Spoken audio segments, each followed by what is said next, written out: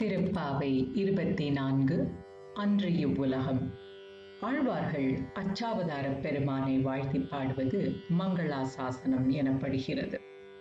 இங்கு இவர்கள் சிங்க நடையை கண்டு மயங்கி மனதை பறிகொடுத்து நடந்த திருவடியை மங்களாசாசனம் செய்ய தொடங்கினார்கள். அன்று மகாபலியிடம் தானம் பெற்று இந்திரன் இழந்த ராஜ்யத்தை மீட்டு தந்தாய். கரடுமுரடான உலகத்தினில் எல்லா இடங்களிலும் படும்படி தொட்டு மீட்ட உன் திருவடிகளுக்கு மங்களாசாசனம். உலகளந்த போது நின்ற இடத்திலேயே அனாயாசமாக அளந்தாய். அதுபோலன்றி பிராட்டியை பிரித்து சென்ற கொடியவன் இடத்துக்கே சென்று உன் மென்மையான திருவடிகளை கொண்டு கடலை கடந்து சென்று தென்னிலங்கையையும் பகைவர்களையும் அழித்த உன் தோள் வலிமைக்கு மங்களாசாசனம் வெற்றி உண்டாகட்டும். மல்லாண்ட தின்தோள் மணிவண்ணா என்றழைத்து இலங்கை பாழாளாக படைபொருதானுக்கு காப்பியிட்டார் பெரியாழ்வார்.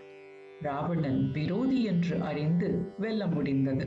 ஆனால் தாயாரால் பாதுகாப்புக்காக வைக்கப்பட்ட வண்டியாலே அபாயம் வந்தபோது உன் திருவடிகளால் சகடத்தை உதைத்து அழித்த உன் புகழ் நீடூடி வாழ்க. விளாங்கனியில் இருந்த கபிதாசுரனை, கன்றில் இருந்த வத்சாசுரனை குணில் என்ற ஆயுதமாக கொண்டு எரிந்தாய். அப்படி குறிபார்த்து எரிய ஊன்றிய உன் திருவடிகளுக்கு காப்பு.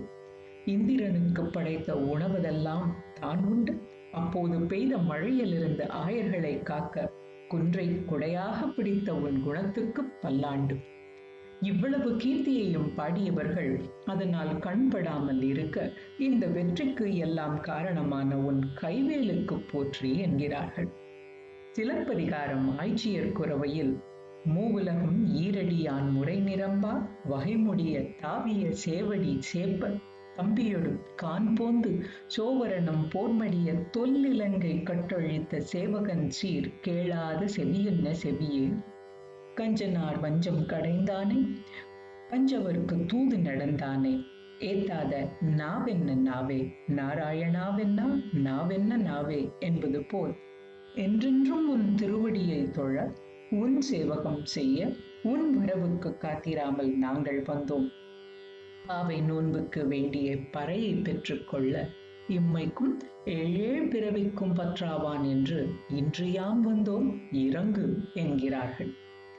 அன்றைய உலகம் அளந்தாய் அடி போற்றி, சென்றங்கு தென்னிலங்கை செற்றாய் திரள் போற்றி, போன்ற சகடம் உதைத்தாய் புகழ் போற்றி, கன்று குனிலாய் வெறிந்தாய் கழல் போற்றி, குன்று குடையாய் எடுத்தாய் குணம் போற்றி, வென்று பகை கெடுக்கும் நின் கையில் வேல் போற்றி.